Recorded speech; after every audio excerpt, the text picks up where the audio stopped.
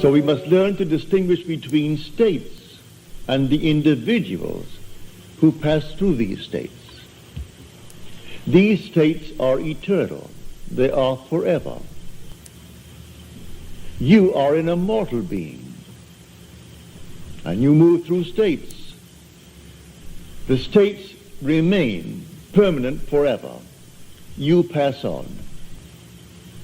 We change states. The states do not change. We change states. But we, the individual, we are forever. It's like moving through a city. The city remains, but we pass on. To think that because we have left the city, that the city has ceased to exist would be stupid. The city remains, and we go on. We pass from one state to another state, and finally we come to the end.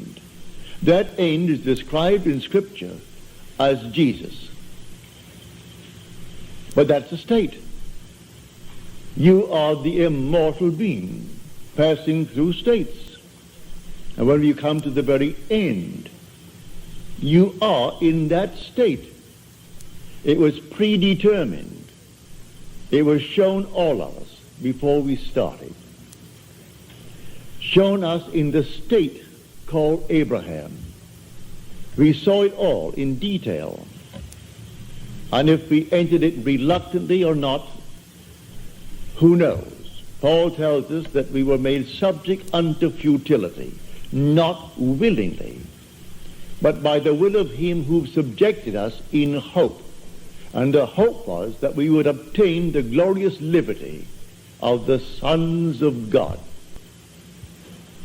So we were told that it was not altogether a willing subjection on our part, but we kept the divine vision, as Paul said, in time of trouble. And so we continue on the journey. In this world, you and I can create states, but the spiritual states are eternal. We create a state here, it's not eternal. We create a state to deliver individuals forevermore. I create a state. Somebody asked me, will you hear that I am? And they name what they would like to be. All right? So that I must create the state. Knowing that he is now in a state that he dislikes, I must distinguish between the being and the state that he is in. So I see him unemployed. All right? So he's unemployed. And he wants to be gainfully employed. There's nothing wrong in that. So I represent him to myself as one who is gainfully employed, who has more than he's ever had before, to the degree that I am self-persuaded that he is what I have now imagined him to be. To that degree, he will actually become it. I move him out of one state into another. But that state into which he fell remains for anyone to fall into it. And all can fall into it at the same time, for that matter. He's not the only occupant of the state of being unemployed. There could be millions being unemployed. And there could be millions who desire to be out of it. Many who are unemployed have no desire to be out of it. They prefer to be on welfare. That's their desire. Perfectly all right. But if someone desires to be gainfully employed and to leave the state of being unemployed, you and I can create that state. Well, how do I create the state? By using my imagination. Imagination is not a state. It's the human existence himself. You are all imagination. And God is all imagination. You are God. And God is actually within you as your own wonderful human imagination. Now, these permanent states of the soul, these spiritual states, they remain. You and I pass through them towards our own redemption. But in the interval, we meet a friend, and the friend is in need of help. And the help is to move him out of the state. I couldn't give him money, but as Peter said, silver and gold have I not for thee, but such as I have give I unto thee. And he creates a state and takes the man from being a beggar, who's always begging on the corner, and puts him into a state where he jumps up with joy. He's now employed, not begging for money. So he didn't give him coins. He simply gave him a new state of consciousness. So I take you as an individual. I represent you to myself as the one that you would like to be. The one that I, if I were in your state, would like to be. I make it fit within what is known as the golden rule.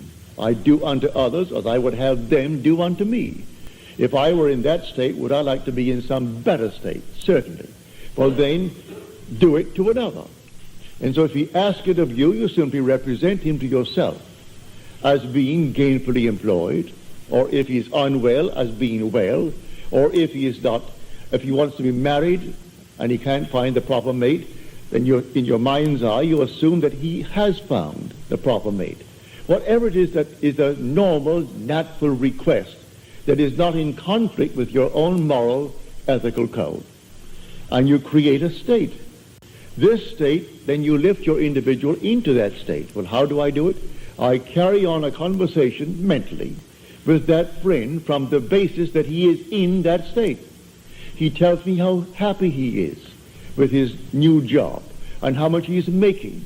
I see him in my mind's eye radiant. Well, then, am I self-persuaded that this imaginal act is a fact? Do I really believe in the reality of what I've done? Do I believe that imagining creates reality? I do. Well, then, to the degree that I am self-persuaded, he becomes the embodiment of what I've imagined him to be. These are states. So man must distinguish between the individual and the state that he is in. So Blake said, I do not consider the just or the wicked to be in a supreme state, but to be every one of them states of the sleep into which the soul may fall in its deadly dreams of good and evil.